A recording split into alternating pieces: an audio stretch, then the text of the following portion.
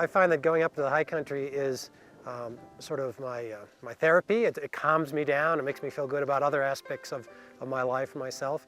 It's recreation, and it is very spiritual. You get up here and I feel more connected with the earth and then the powers that create the earth and everything else. So it is a spiritual aspect, and just being up here does make you feel better on a day like this. Jim Davidson started climbing mountains as a teenager, and it quickly became his passion. He's climbed some of the highest peaks in the world, seeking both adventure and perspective.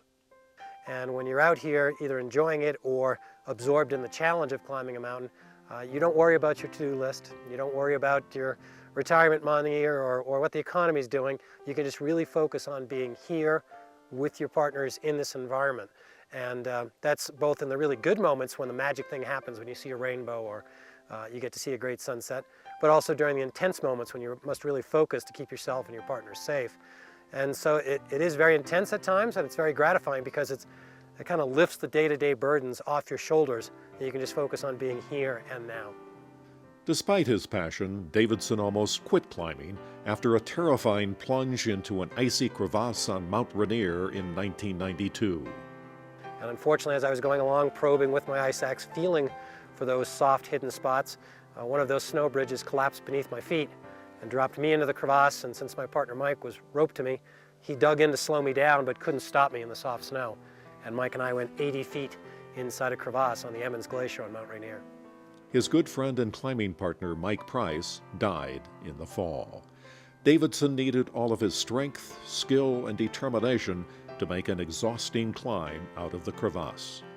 I was devastated at the loss of my good friend and partner Mike, and I was beat up physically and had some numbness in my arm and spitting up some blood, and looking at this climb more difficult than anything I'd ever done before.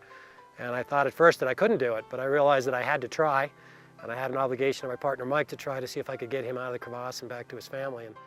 20 years later, Davidson wrote a book about the accident on Mount Rainier, explaining how he came to terms with the tragedy and why he eventually returned to climbing. Somebody asked me to help lead an expedition of students to Nepal, and I realized I could take my experience of climbing and surviving and help others learn how to be safe in the mountain, and that was what encouraged me to go back and start climbing again. Davidson has become a motivational speaker, using his climbing experience to help others face the challenges of life with courage. So I look back and realize that a lot of what I learned really wasn't particularly about climbing ice walls or using rock climbing gear.